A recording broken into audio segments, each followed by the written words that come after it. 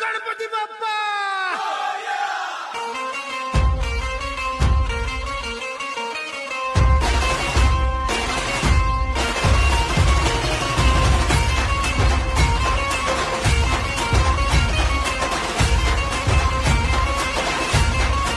पायल नमन करुणी वंदन इडा मांडून इडा देवाला इडा गावाला इडा पाटलाला इडा मंडळीला आम्ही सांगतो नमन तुम्ही ऐका हो